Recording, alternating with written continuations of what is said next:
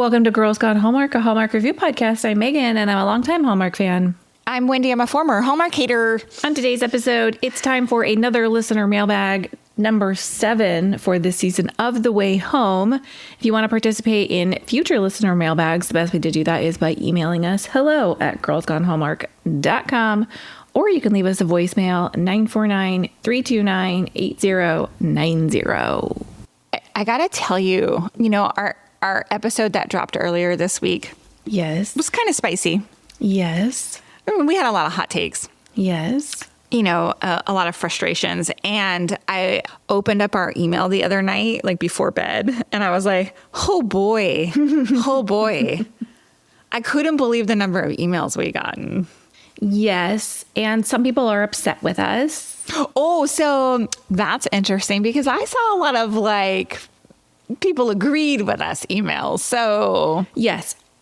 So the interesting split, and we'll read some of these emails, but the emails that we got were largely on our side, like people who agreed with us, what we were talking about. Over on YouTube, which is a little bit like the Wild West, a lot of the comments coming in there, not a lot, there were a couple comments coming in there that didn't love our tone.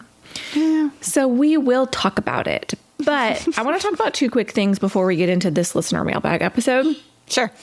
One is, one of the emails we got said something about I heard The Way Home's going to Netflix. And I wanted to talk about this because there's been a little bit of chatter in the Way Home universe, because at the ATX festival, Kyler and Evan and Sadie were there and they were asked about the ending of the show. And Kyler basically was like, Landry never gives up, but hey, if you want to give a shout out to Netflix and ask them to pick up the show, which I think is the logical place if this show's going to get picked up. Mm-hmm. It was originally for Netflix. The seasons are streaming there. Nothing has happened, but we talked earlier about how Alexander Clark basically was like, we're always hoping for our 5 more minutes. So I think the people involved in this show would love to give it another go with the season 5. So, if you feel like there is a form that will link that there is a way to suggest shows to Netflix or pickups of shows to Netflix. Really? So, yes. Yes. It's not just on social media, at Netflix, hey, you should pick up The Way Home. I think that certainly is another way to do it as well, but they do have a request TV shows or movies page, which I think is more to do with pick it up for streaming. But yeah. But it's another option. But yes, definitely, I think the more vocal people are, there's a lot at play in terms of what gets a show picked up. So I have no idea. I have what the odds are. Mm-hmm. I have a thought.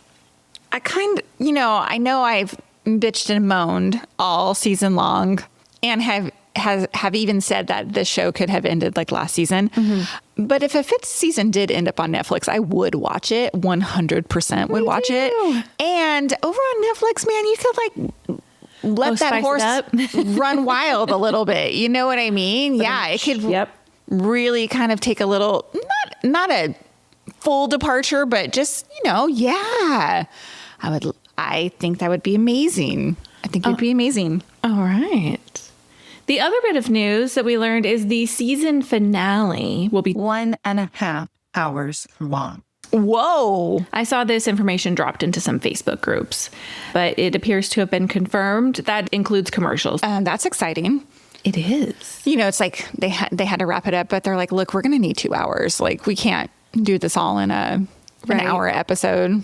I love it. Very special ending. It's going to be a beast overall. Oh, man, it's going to be a beast. Yeah, you're right. I hadn't thought about us. Well, why don't we jump in to the listener mailbag, and we're starting with some feedback. We got a lot, as we talked about at the top of the show, of comments on our snarkiness, our spiciness last episode. Starting with Michelle, who says, thank you for your honest review. I'm not enjoying this season as much. Too much going on, too many loose ends, too many mysteries. It's just a lot with 3 episodes left. Beverly says, I wish at this point with only 3 episodes left that they were wrapping up more stories instead of adding stories and adding characters. Sometimes I feel like just throwing up my hands and saying I'm done with the show, but I have a lot of time invested with both the show and the characters that I will not do that.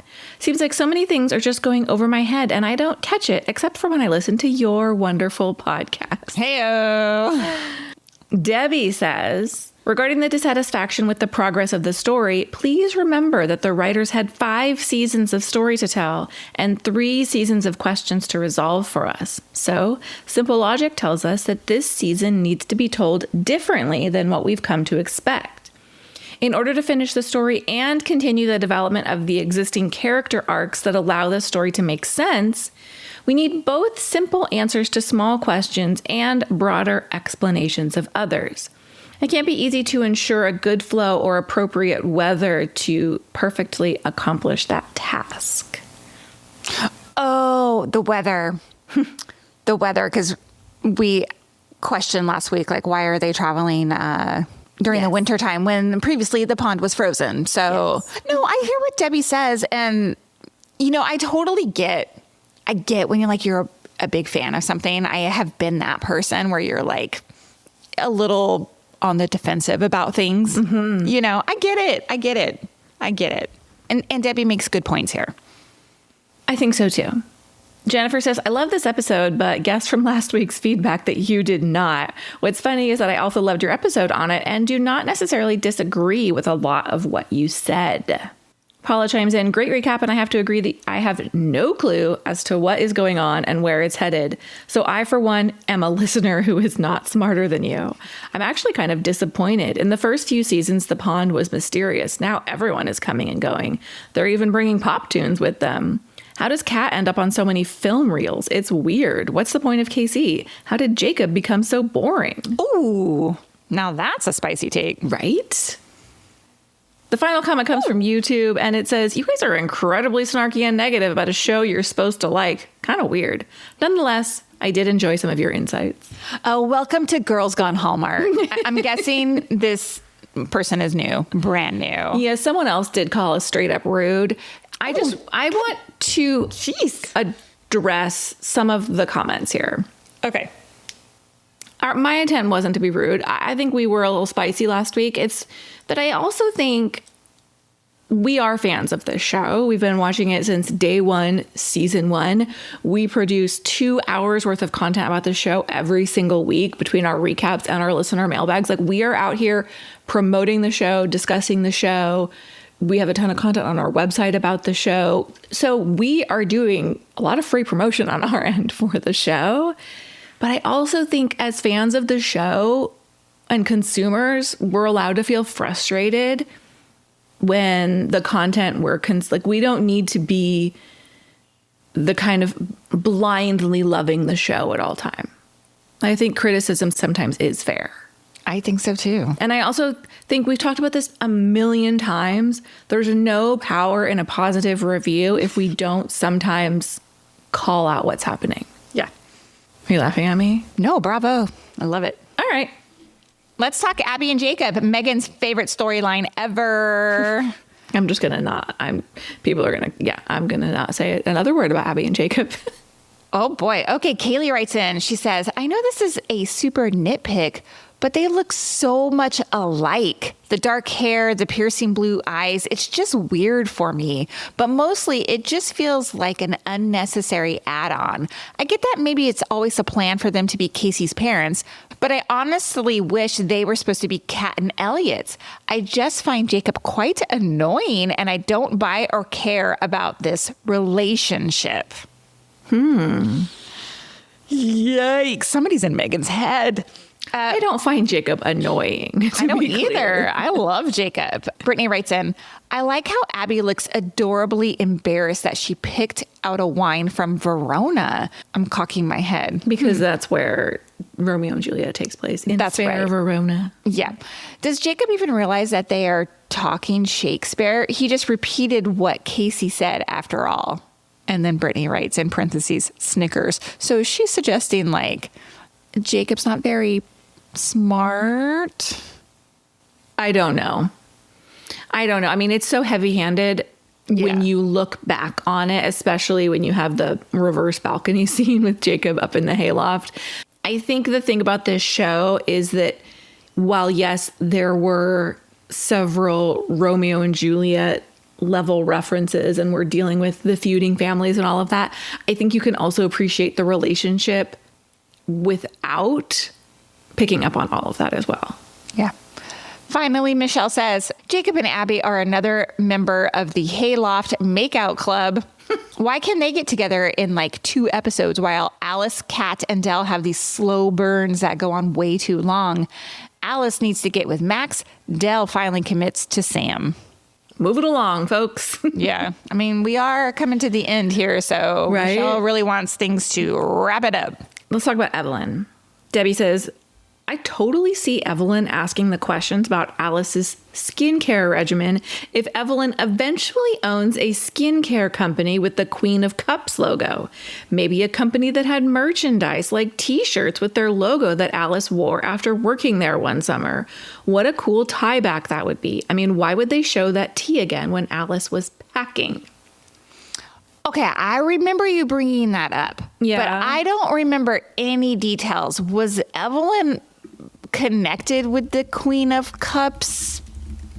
I hear you Googling. Are you Googling?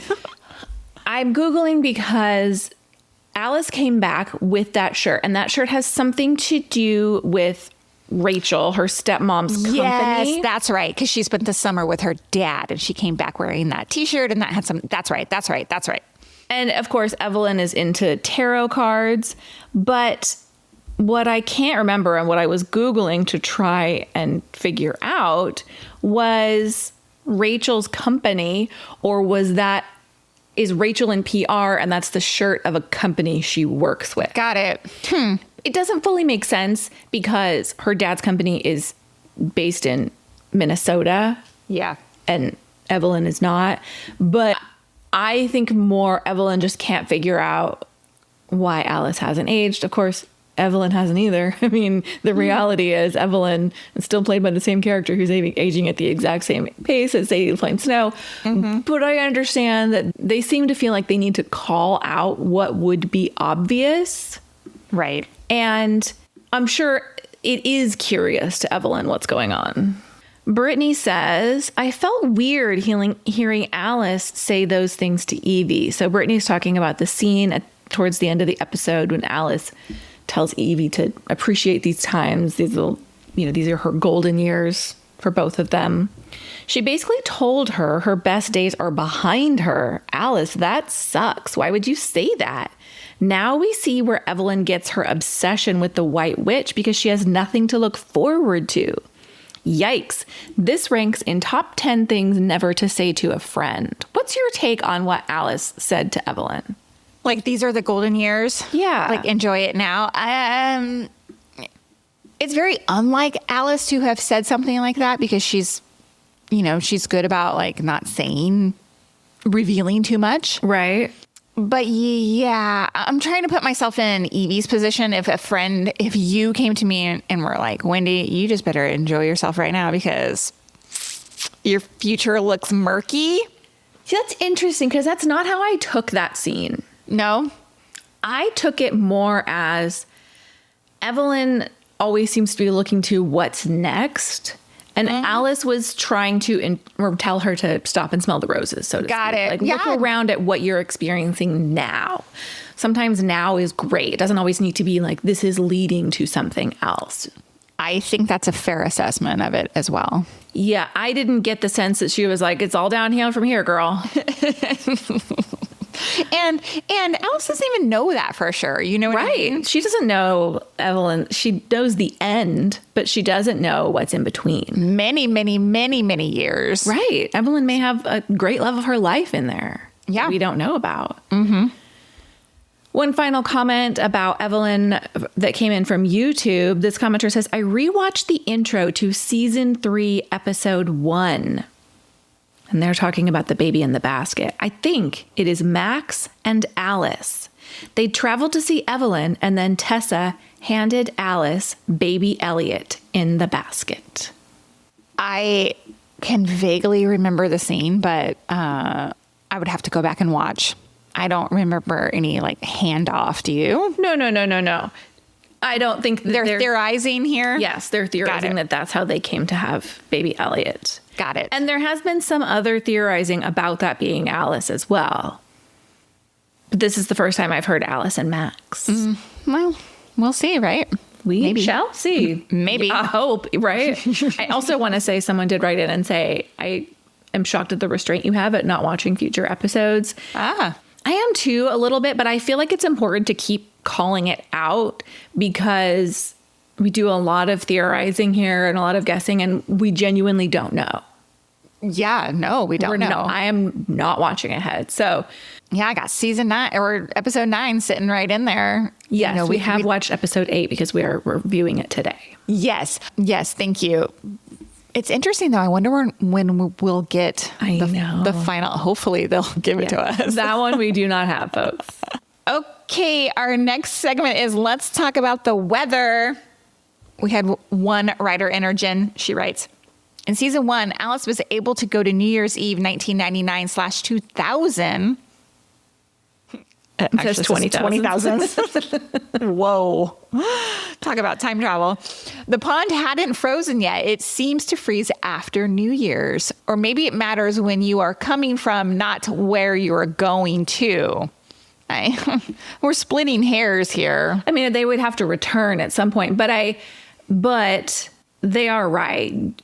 Alice did go to this exact same day in 1999. So okay, fair. She also writes, Colton's death and funeral were even later that winter, so it seems to take the pond a while to freeze.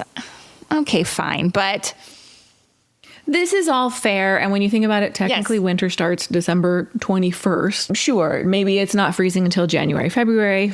Who knows? Some of these things, guys, this isn't us saying like, you told us the pond freezes. Yeah. It's more, we talk about the show. We're going to talk about things that we noticed. Yeah. Here's a comment about the I do's. Summer says, I think the wedding that is referenced in the future is Jacob and Abby. Although I could also see it being Nick and Claire. They're not married yet, right? If it's freaking Nick and Claire, God, it could be Nick and Claire though. And where's Nick been for episodes on end? You know, he's moving his mysterious Claire to Port Haven. Up that U-Haul? Yeah. If it's Nick and Claire, I might revolt. Right. I was thinking like, oh, it'd be nice to have a flash forward and see where all of these people are at some point. I would love a flash forward. Like to Casey's future, right? Yeah, to Casey's timeline. Yeah, exactly. But then we would get adult Alice. That'd be so interesting. Yeah. Okay. Yeah. Let's talk about Casey. Let's do it.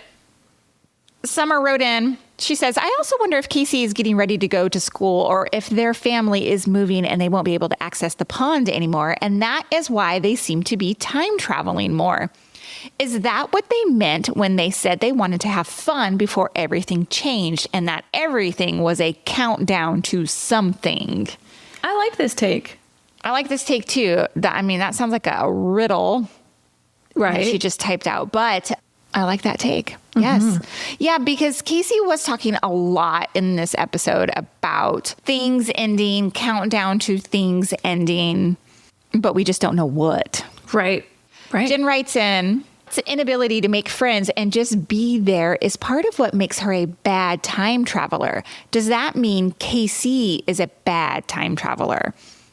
They have maybe become friends with Sam, but seemingly no one else. They've purposely and inadvertently told people their futures, perhaps more than anyone else, and even got caught jumping in the pond. In some ways, they have seemed like the best time traveler because they have been helpful with saving the farm and the letters, but what have they been learning about themselves with this traveling? Interesting. Mm-hmm. Yeah, if you think about what Casey has done, they have been very helpful. Absolutely. Saving the farm and so on. But if you compare, like, has Kat been helpful? She did get Jacob back. I guess. I don't think Alice is helpful. And I don't say that as a knock. I just don't think that's Alice's role in time traveling.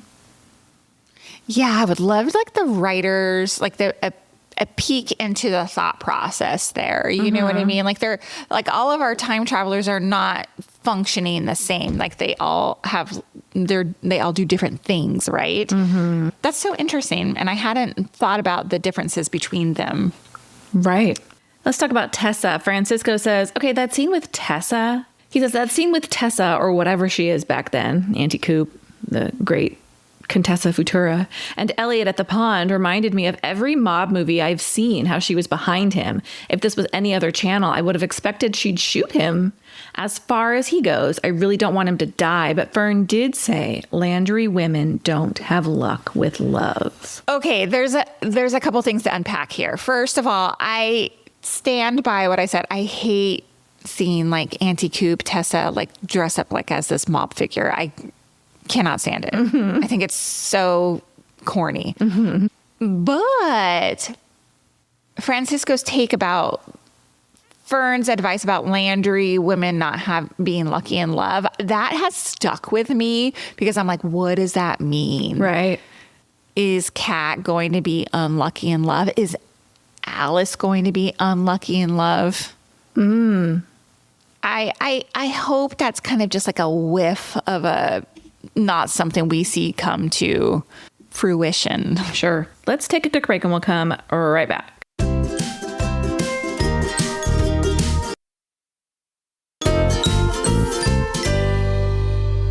Let's talk Elliot's arrest. Brittany says, it says in Grayson Goodwin's newspaper that Elliot gets caught by Inspector Cliff Kane at Grayson's New Year's Eve party. Man, did Brittany put it on pause and read that paper? Definitely. Or what? It says that Kane, quote, cracked the code, whatever the heck that means. And Elliot is wearing those dopey rounded lenses in the photo. So great catch, ladies. Big red herring here, because by owning the only newspaper in town, Grayson Goodwin could be manipulating facts to preserve his own image. So what really happened here? Ooh, I like that. I would just like to say, for the record, I never called Elliot's glasses dopey. I didn't call them dopey either. I did say they were old-timey, which I think is accurate. I just don't want all the Elliot stands coming for us. No. Yeah, but that's interesting. That's a really interesting take about Grayson Goodwin owning the paper. So, right, you know, he can write whatever he really wants. I don't know. Very interesting. Brittany goes on to say, is Tessa wearing Cliff's clothes too? Because that would be funny. That is hilarious. I suspect not, but it made me laugh. Cliff would be a very bad detective or whatever he is, inspector. Everyone's in my clothes. What is happening here? Music swells behind him, you know. Let's talk about funny. Sam. Jen says, I agree with the theory that was floated that Sam already knew about time traveling and maybe about the Landrys in particular, and that maybe he has already time traveled. It also seems that Sam has told this to Casey in their past, but Sam's future. Stacy on YouTube says, Calvert. Now, this is referencing the poster at the carnival with the disappearing coins. Calvert was a maker of antique chess sets. Can't be a coincidence that there's a lot of chess talk. The bishop piece found at Lingermore and Sam's last name. And I did Google this because this was brand new information to me. The website chessantique.com says John Calvert was one of the top chess set makers in England from 1791 until his death in 1822. And you can find Calvert chess sets online. Wow. Lindsay says, okay, who the heck is Sam? I posted a poll in the Way Home Facebook groups asking people's opinions. After over 300 responses, 80% said they thought he was just a regular guy in the present time. 13% said he was a time traveler from the future, and 7% said Griffin. There are some people who say that the last episode answered who Sam is, but it sure seems that he still has a lot of secrets, and we need more answers. I disagree. I don't think... What did the last episode... How did they answer anything about who who Sam was. Right. I think people are pointing to he's just a dude who was approached by Casey, but I think there's more to know. I think there's more to know until proven otherwise. You guys, I feel like I'm being gaslit here about this freaking poster. Well, and at the circus. We referenced it in last week's episode. It was in episode 6. We referenced it in episode 7 because you said we saw Sam at the circus, and people on YouTube. We get a lot of comments on YouTube because it's the only podcast platform where you can actually comment as you're listening. And so people were like, wait, what do you mean Sam was at the carnival? So people had missed. They're not listening closely enough, I can tell. Yeah. Doing other things while you're listening to Girls Gone Hallmark. You know, people like cleaning the house and doing laundry and not sitting around taking exercising. Notes. Yeah. Our final topic, we have a full circle moment from Lindsay. So we had an email that was sent in last week after we recorded our listener mailbag. And that email included maybe Elliot saw himself or something about himself in the 1920s newspapers. So that's how he knew he was going to be there. Maybe that's why he told Kat not to worry about what comes next. In the preview for the next episode, it looks like he might get stuck there. So this was before episode 7 had aired and we saw the murder board on Elliot's bed. So Lindsay sends a follow-up email and the subject line was, I was right. And I appreciate that righteous indignation because I love moments like that. She says, I'd like to point out that I sent my email and I was right about Elliot seeing himself in the newspapers. My mom said that Elliot clearly knows more than we thought. Is he the mastermind and the key to it all? He knew he was going to go back in time and stay a while, thus the sabbatical and whatnot. Does he put the clock in the wall? The letter and the clue he found in the piano that said the letter comes after is in all caps like Elliot writes. Oh, wow. Is it his handwriting? Is he leaving clues for Kat or for himself in the future? We love Elliot. It better not be a sad ending for him. Fingers crossed. Oh, I love this. I like the pickup that Elliot writes in all caps. Bro. Did I just say bro? I'm going to have to go back now. I know. This is what drives me crazy. Actually, but also love when like the listeners find things and I'm like, now I have to go back and see that too for my own self. All right. It's awesome. Well, hey, that's a wrap on this week's listener mailbag. We will be back on Monday with our thoughts on episode 8 of The Way Home. And following that, you can send us your emails, hello@girlsgonehallmark.com, or drop a comment over on YouTube as you're listening. And we'll be back next week with yet another listener mailbag. Bye. Bye.